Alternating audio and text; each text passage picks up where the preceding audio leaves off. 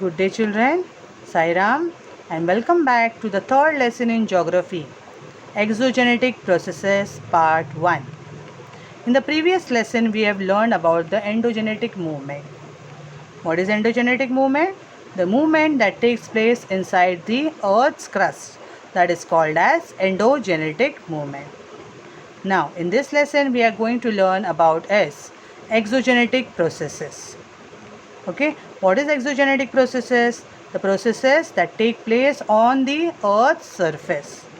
Okay, the changes that take place on the Earth's surface, that is called as exogenetic processes. So let's proceed with our lesson. External processes. What is external processes? External processes occur. Mainly these external processes occur due to various forces. Now which force? The forces which are working exactly on the Earth's surface. Okay, like solar energy is there, gravitational force is there, kinetic energy is there. These are the various forces which are acting on the Earth's surface. Okay, and brings about a change. These are the various forces which brings about a change on the Earth's surface. That is called as external processes. Okay, now landforms formed on the Earth's surface. Okay, there are various landforms which are formed on the Earth's surface as a result of which internal movements are called primary and secondary landforms. In the previous lesson we have learned about the endogenetic movement. Okay, so what type of landforms are formed because of the endogenetic movement? Primary and secondary landforms are formed. For example, continents, mountains, plateaus, plains. These are the various landforms formed because of the primary and the secondary landforms are formed because of the endogenetic movement. Now, because of the external processes like weathering, erosion, transportation, deposition, these are all the various external processes. Okay, this results in the primary and secondary landforms which is giving way to the tertiary landforms.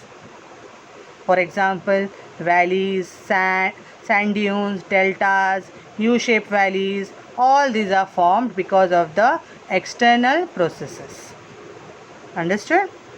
Okay. Now, observe these pictures over here. You can see these pictures.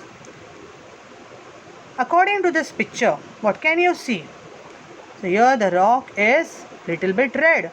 That means it is looking as if it is rusted. Then some of the rocks are having cracks in them. Okay. Then some of the rocks, here is a statue which is deformed. Okay.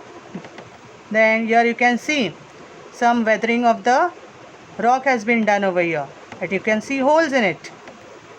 Then you can see a rock which is as if it is peeled off. Okay. So these are the various processes which take place on the Earth's surface. This cracks, this deformation of the statue, then what else was there? Fractures were there on the rocks.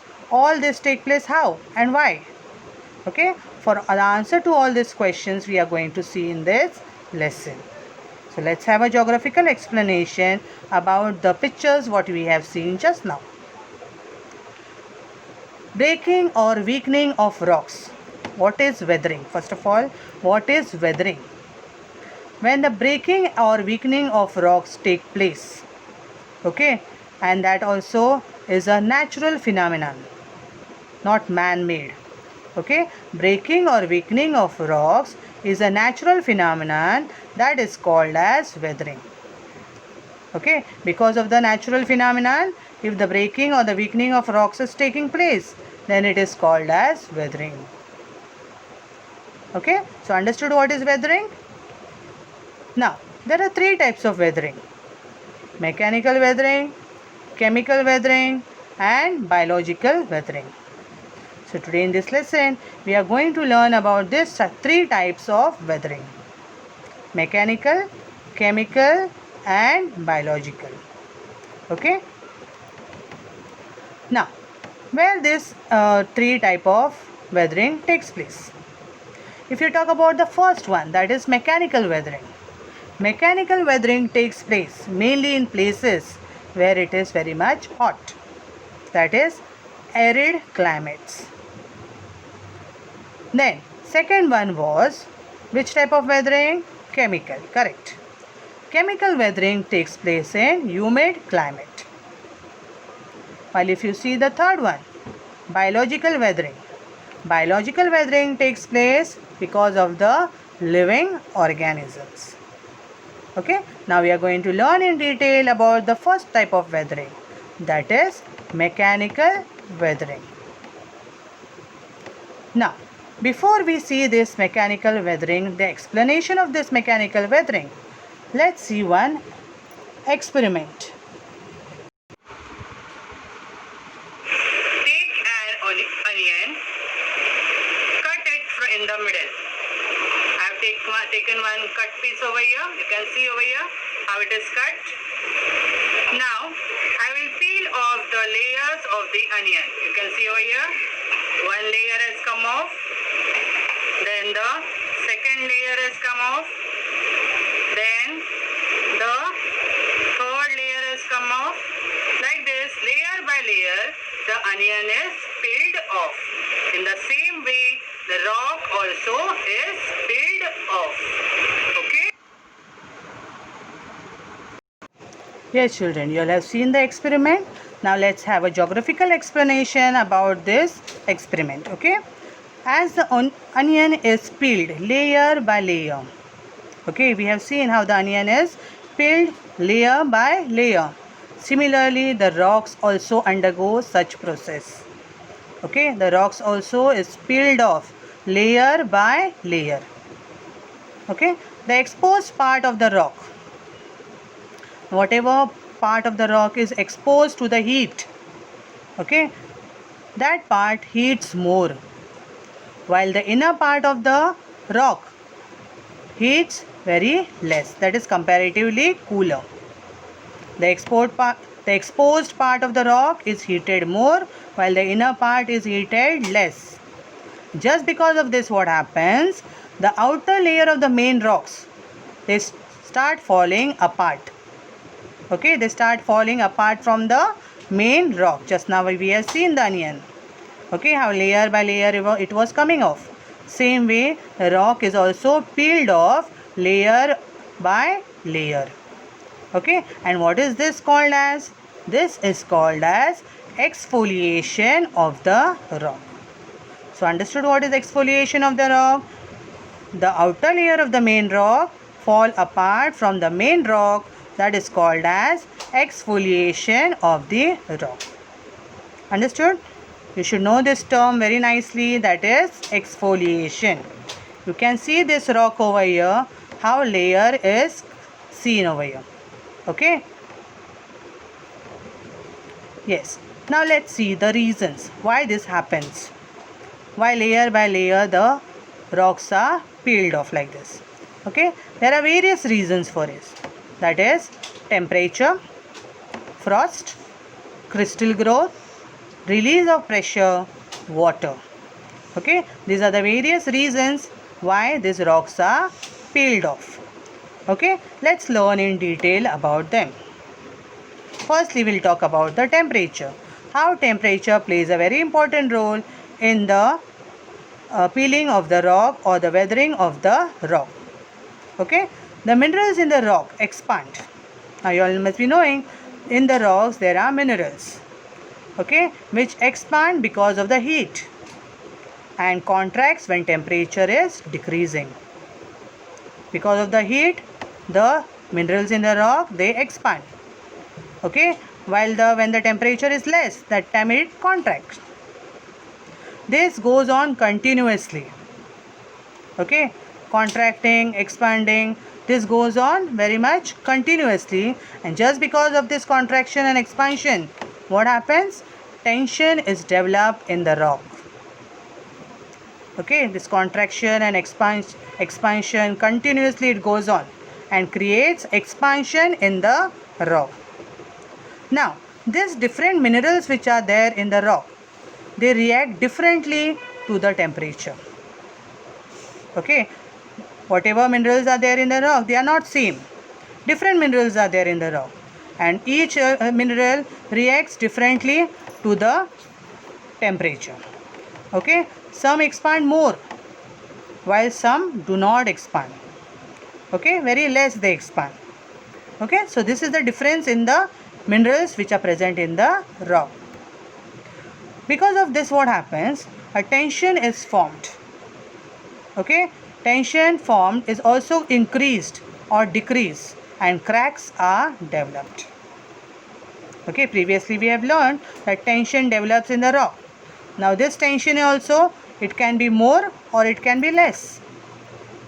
In such a case, what happens? Cracks can be developed on the rock. Okay, and such type of weathering due to temperature mainly takes place in hot deserts. Okay, where does it take place? Mainly in arid areas. Next we will talk about is the frost.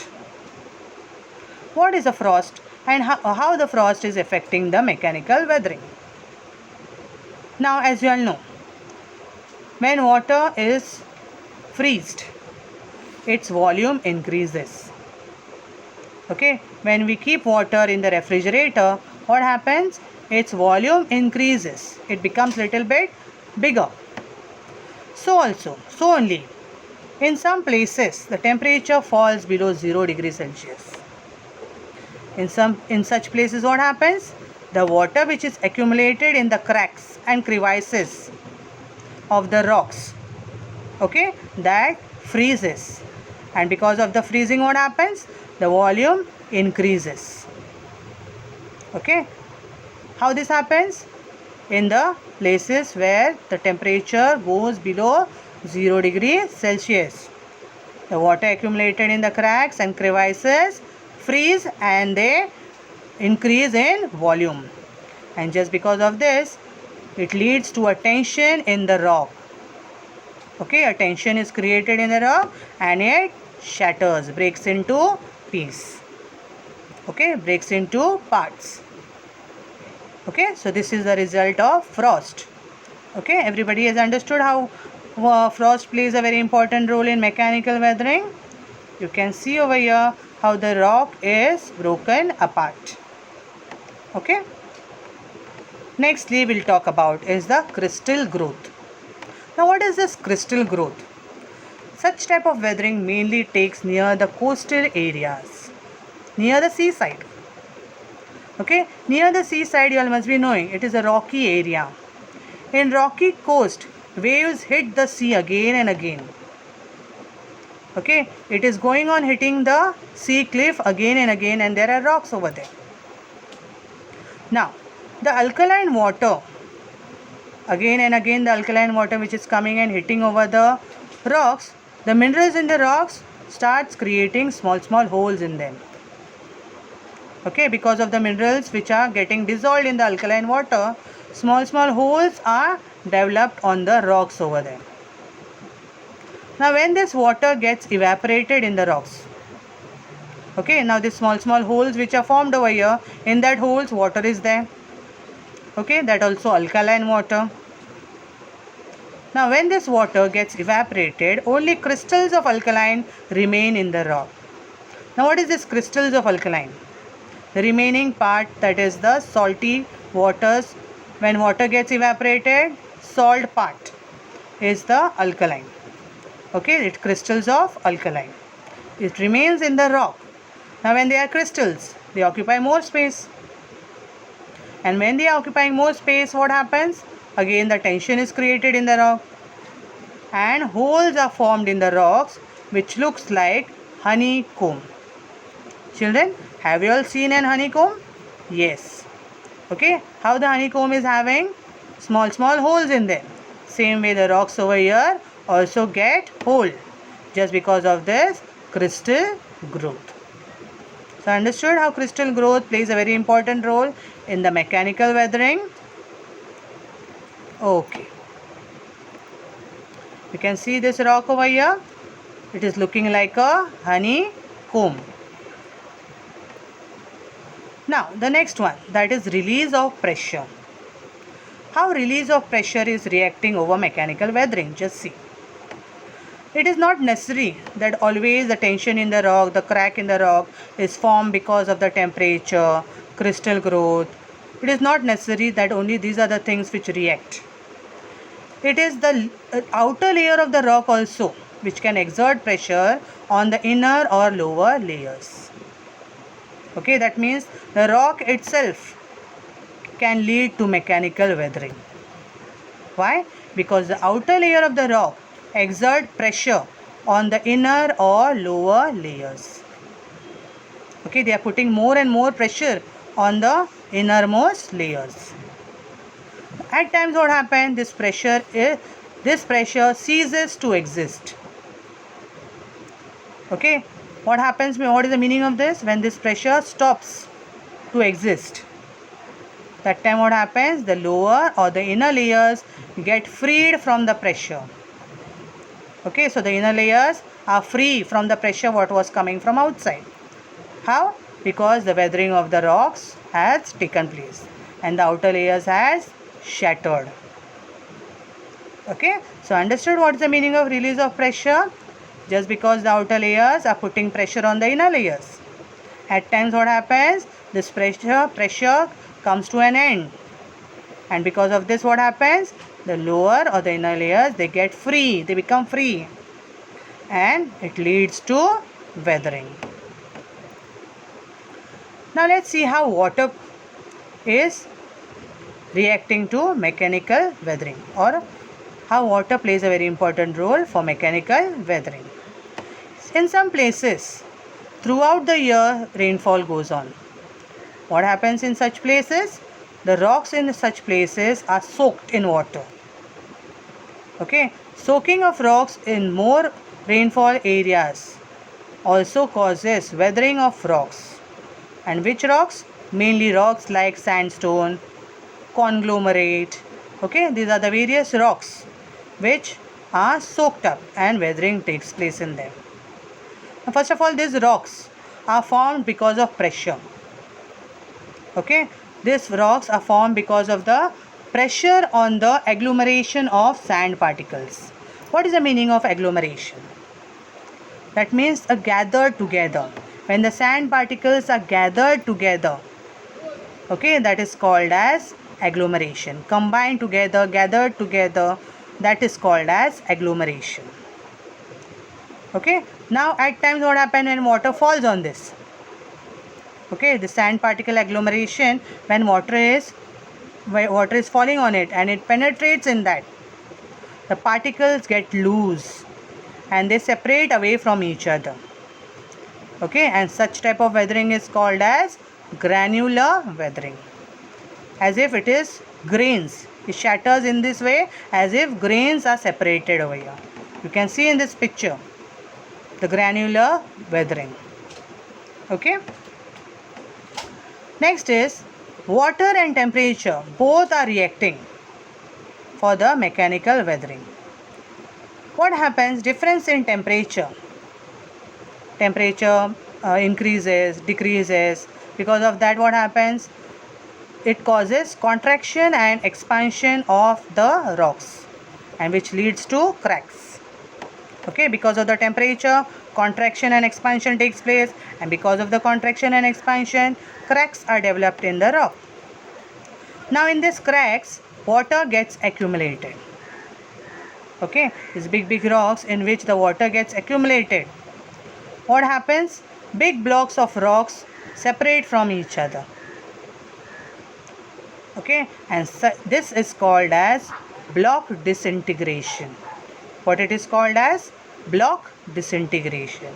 Because big rocks are getting separated from each other just because of water as well as temperature. You can see in this picture how the big rocks are separated. That is called as block disintegration. Okay, understood children? Till now whatever we had learned, that was the mechanical weathering. So tell me, which are the types of mechanical weathering? The types of mechanical weathering, the reasons for mechanical weathering are temperature, frost, crystal growth, then release of pressure, water, and last one is water and temperature both. Okay, that's all about for today. The remaining part of the lesson we'll do in the next lecture. Till then, thank you children.